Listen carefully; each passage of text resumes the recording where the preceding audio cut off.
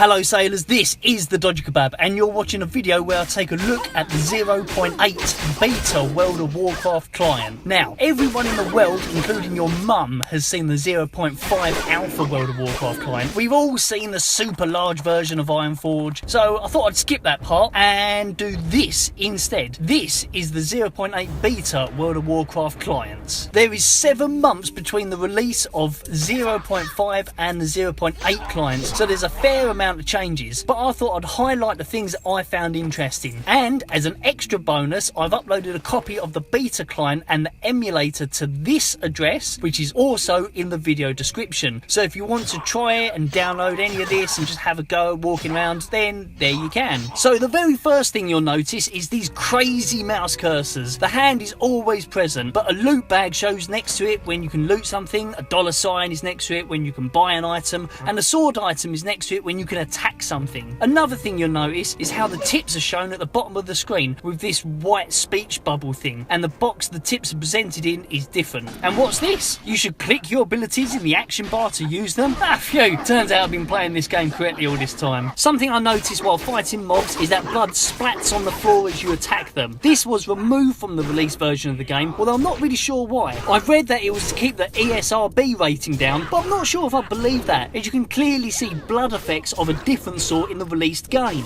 Next we have warrior talent trees. In this 0.8 build of the beta client, only warriors and mages actually have talent trees, as Blizzard had not actually built the ones for the other classes by this point. But even this tree is pretty different to what was actually released. If you want improved shield bash and protection, you need to have 5 points in shield specialization and then 3 points in improved shield block to even be able to choose it. And even then, that has 2 ranks to it. Things look even more mental in the Fury tree, as here you need 2 points in improved slam and 2 points in improved cleave to get bloodthirst. The difference here is that the slam and cleave moves don't require each other. With shield bash in the protection tree, you max 1 ability before you could learn the next in that line. But here, for example, you could have 1 point in cleave and 1 point in slam if you wanted to develop your character in that way. Then on the arms tree, just look at this clusterfuck at the bottom. Just what on earth is even going on here? But these crazy ideas were also on the mage talent trees too. So originally this was the direction Blizzard was actually aiming for. Next we can see something that actually did make it onto live but was changed in patch 1.10, and that is unlinked flight points. Using this beta client we can actually see how flight points worked originally, because even vanilla private servers don't show this, as they all work from the 1.12.1 patch. So anyway, unlinked flight points mean that if you speak to a flight master NPC, you can only fly to a flight point which is directly linked to the one you are at. So for example, here in South Shore, the flight master can only fly me to Ironforge or the Hinterlands. I can't go to Undercity because I'm not Horde.